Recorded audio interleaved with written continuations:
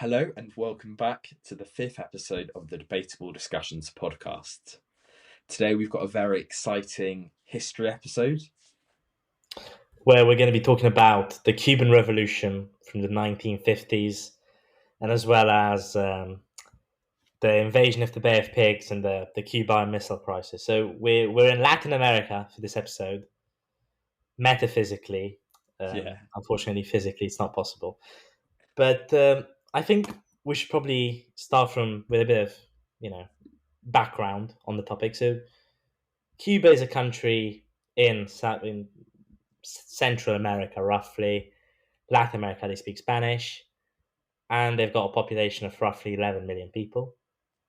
Is the largest island in the Caribbean. And yes, so it's perhaps most known by many for being a socialist, Marxist country. And that all stems back to what we're going to be talking about today and why Cuba is, as many of you will know, quite closed off to the Western world, despite its close proximity to the USA. So, Diane, firstly, what is the Cuban Revolution and what happened in Cuba in the 1950s? Well, I think first of all we need to again establish the political system in Cuba at that time is the following. So you've got dictator Batista. He's a general, classic coup by a general, takes over power in the late 40s, and he's very right wing, very basically a sort of General Franco, if we could compare it to Spain. And during the revolution, basically, main leader of the communist side, or is Fidel Castro, who was leader of Cuba until his death fairly recently, a couple of years ago. Yeah. And he's a lawyer. Fidel is a lawyer who also, had a whole clandestine cell movement, a bit like what happened in Europe at the time of the Nazis. You had people in France, such as Albert Camus, for example, who had these cell systems and underground newspapers pushing, frankly, communist propaganda against the far right. And Castro, being a revolutionary socialist, he initially tried a coup in 1953 at the Moncada barracks. It failed spectacularly. 6 people died, 15 casualties. So, yes, can you also go into perhaps the impacts? Because that is quite a momentous day in Cuban history, that failed sort of coup that Castro and his brother led. So, what did that sort of coup inspire or lead to in Cuba? Yes, so what happened basically after that, he was put on trial, and very famous speech occurred at his last sort of, day in court. It's called History Will Absolve Me. It's a 2-hour speech where Castro basically goes from explaining how the system has put him in this position where he's not allowed to have a lawyer, so he had to represent himself and the hardships, and basically does a whole propaganda speech, ending it with, you can condemn me, absolutely fine, because history is going to absolve me of all my quote unquote sins. And then he was sent to prison. This is obviously not the end of the movement. Castro was imprisoned along 25 other people, and in prison he read a lot. He was in solitary confinement because one of the very important people came to the prison, and then Castro's comrades started chanting communist propaganda. So then, what happened to Castro after prison? Because, as many listeners may know, he did manage to leave prison. Batista allowed him sort of exile, granted him exile from Cuba. So, what happened to Castro after he was freed, and how was he freed as well? So in prison, Castro gave in radio interviews, and basically it's after a while the dictatorship said, like, it's fine. He's not really a threat. He can't really do much. His support kind of faded. So as soon as Castro and Raul got out, they fled to Mexico, where they met again, very important character here, Ernesto Guevara, also known as Che, probably the most famous picture of all time. Um, and after a bit of time in Mexico, a bit of time in the US, they started a guerrilla war campaign. Frankly, 1956, and basically they managed to do this sort of alliance with the rebels. If any of you have studied Chinese history, Communist Party in China has also managed to accomplish this feat of collaboration between the party and then peasants who are, don't have a great quality of life, and got more trust, more trust, more trust, until finally, they had managed from the mountains in the south of Cuba to lead an insurrection, which, proved to be successful. Now, of course, it's not that easy. There were a lot of attacks from Batista, a lot of attacks from Castro, a couple of assassination attempts on Castro by the CIA, um, which failed. But Castro reached Havana in 1959 and basically deemed himself and the part of the Communist Party the ruling party. So, as you mentioned, Che Guevara, perhaps one of the most famous sort of socialists in the world, was heavily involved in the Cuban Revolution and getting Castro into power as a military dictator. So, can you perhaps go into sort of more detail about Che Guevara for some of our listeners? Just because it's a name that I think everyone sort of heard. However, many Yeah, people won't know why they've heard of him.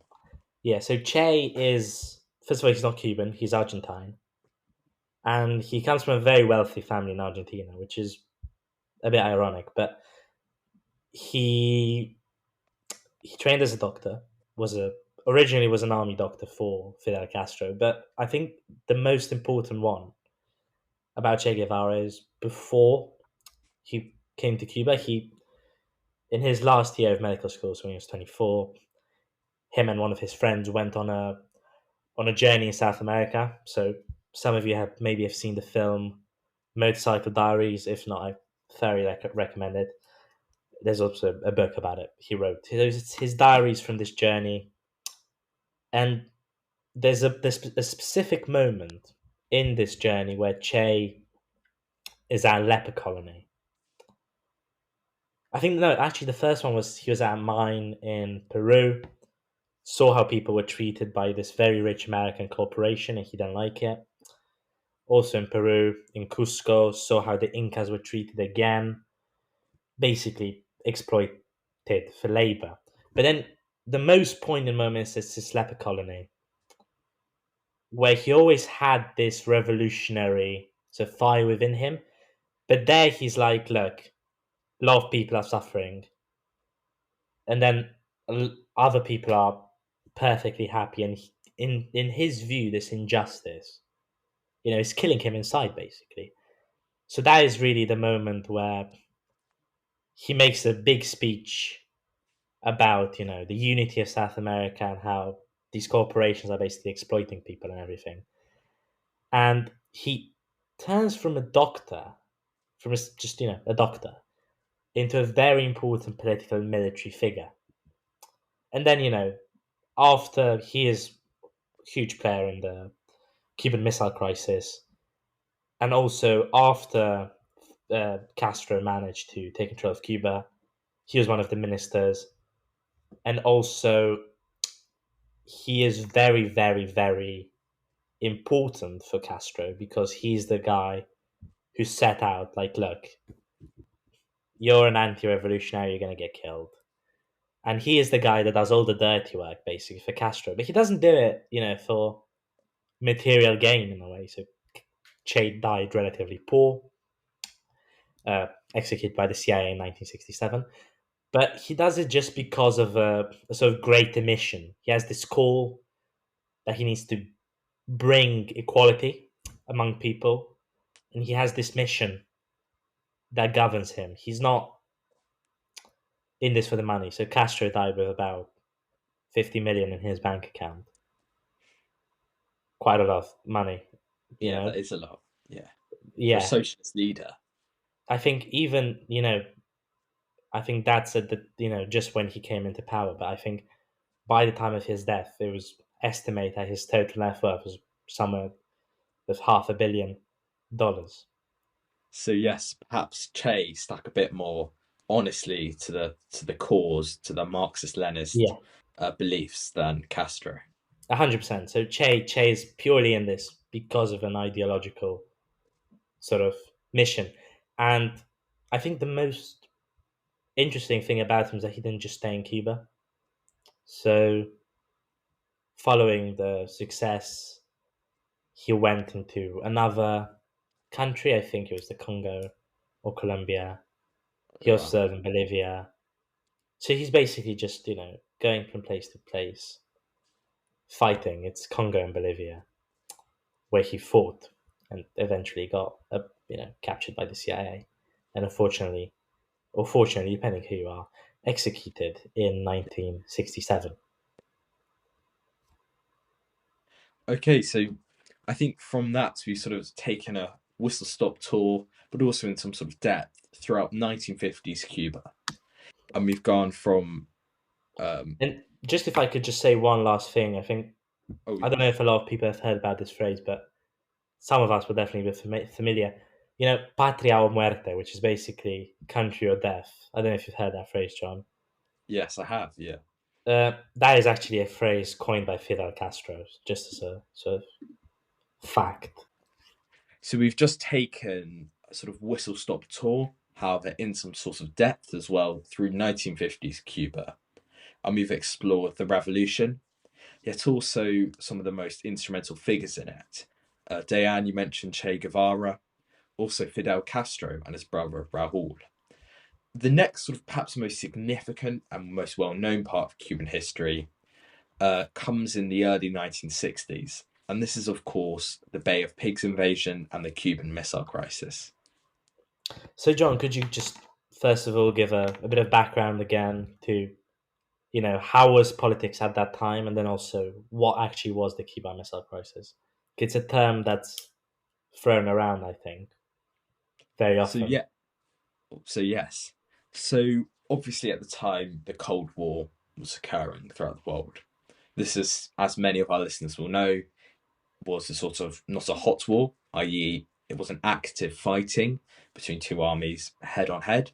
However, it was rather sort of a war of espionage, alliances, and threats which occurred through the deployment of nuclear weapons in certain countries. The USA did this throughout Europe, and obviously the USSR did this in Cuba.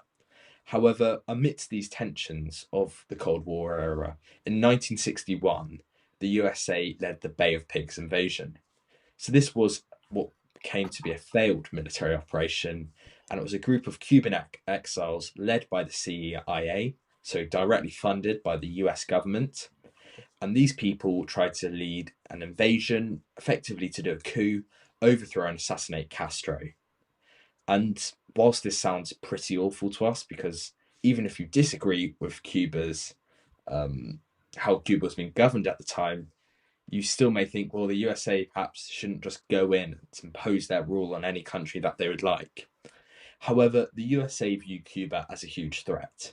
So Cuba is extremely close to the USA. It's, I think, around 100 miles away from the coast of Florida. It's like an It arrow by is, plane. oh wow, so yes. Yeah. So it is really a real threat to them. And then Castro, amidst his socialist reforms, he sort of absorbed American businesses, American sort of sugar companies in Cuba, and this greatly angered the USA. Therefore, between the 17th to 20th of April 1961, there was a failed invasion of Cuba, and it just looked utterly embarrassing when it was failed. As President Kennedy at the time, he sort of had to explain to the world, number one, why they tried to do an invasion, and number two, how it's so embarrassing that the USA failed to do an invasion against what was quite a small, sort of weak country. Yeah. So could you also name some of the key players, perhaps, and how the Cuban Missile Crisis at that time really affected foreign policy? Because it had a huge impact Yes. globally. So the Cuban Missile Crisis, this came a little bit later than the Bay of Pigs invasion. Um, it was it was a 13-day confrontation period of extremely high tensions in October 1962, and it occurred between the USSA and the USSR, and it was effectively over the deployment of nuclear missiles in Cuba. So the USSR had armed Cuba, and Cuba had asked for them. It wasn't forced upon them or anything. Cuba had asked for Soviet missiles, of which were armed with nuclear warheads. When a US U 2 spy plane saw this, inevitably President Kennedy was utterly shocked, horrified. He was extremely scared because around 90 miles off the coast of Florida, there was a series of armed nuclear warheads. Now, any president, I think, of the USA at the time would be extremely scared because in this 13-day confrontation, people obviously still say this is the closest we've ever come to a nuclear war. So Yeah. Kennedy, rather inevitably, ordered a naval blockade, technically called a quarantine, and this was to sort of stop movement of any military activity in and out of Cuba. And eventually, this sort of quarantine and also a facilitation between the UN helped the USSR, and the USA agree upon the installation of nuclear weapons would be stopped. All the weapons would be removed in Cuba, and in exchange, the USA would not ever invade Cuba. Also, secretly, the USA removed their missiles from Turkey and also perhaps Italy. However, this was sort of done secretly, but this was really one of the key things that occurred in the Cuban Missile Crisis because these missiles in Turkey and Italy were trained on the USSR. So, whilst the USA felt a huge nuclear threat from Cuba, the USSR similarly felt a threat from Turkey and Italy with these US armed missiles. I think it's also hugely interesting you say that. We live in a time of NATO Yeah. where missiles are everywhere. Frankly, I'm in Romania right now, and we've got missiles, and we're very close to Russia. So how do you think times have changed in a way? Because back in the day, Turkey and Italy were a main concern, and now, I mean, can't think of a country in NATO that doesn't have the ability to bomb Russia hugely. Yeah, so it's almost a bit of a full circle moment because with the Cuban Missile Crisis, you had this effectively quite a big division between East and West. So you had the USSR directly against the USA, and they were both trying to spread their influence around the world to sort of become bigger than the other. This is really true today. You see NATO, perhaps the West, as you would call it, they're trying to spread their influence throughout Europe, throughout the world. And similarly, you've got Russia trying to spread their influence throughout the world. You see that in Africa, where they've spread their influence. Yeah, You see it in China, India. So it is a bit of a full circle moment, you could say, as the tensions between East and West definitely still do exist.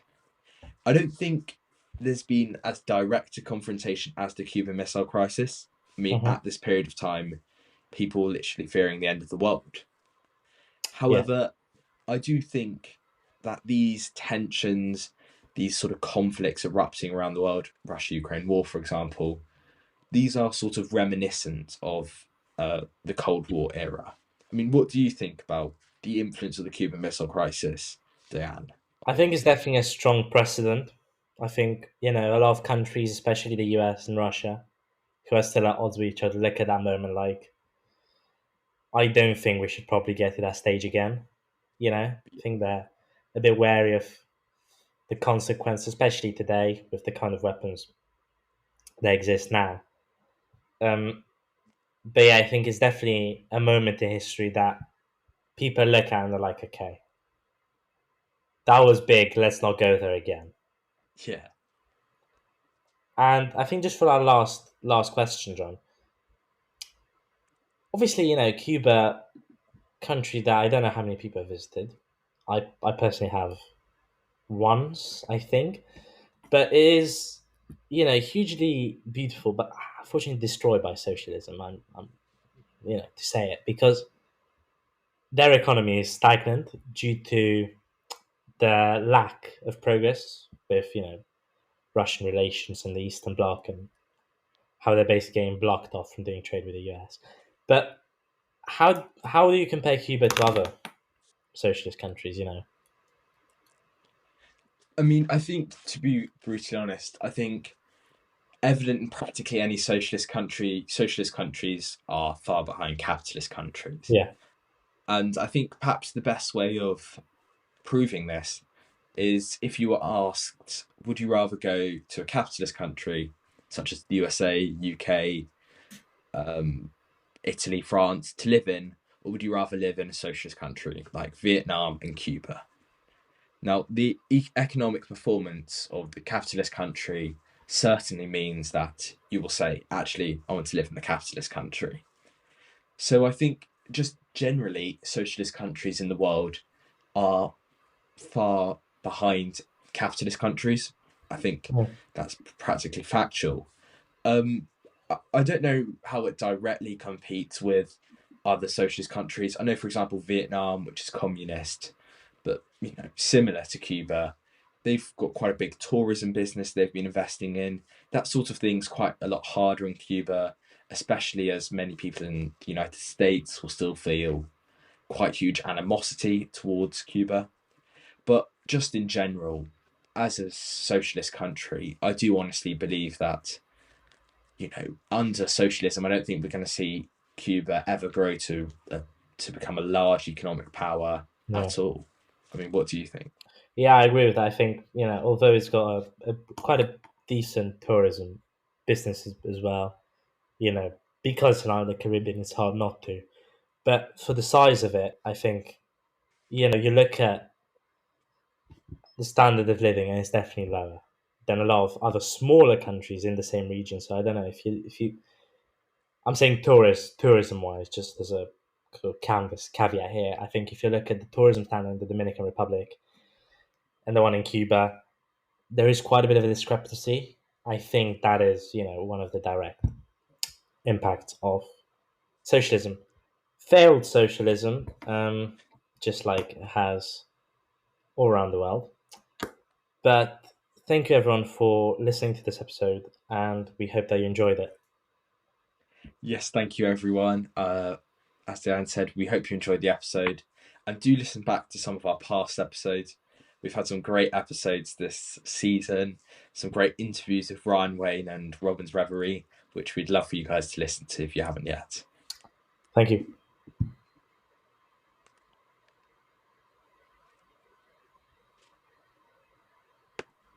All right.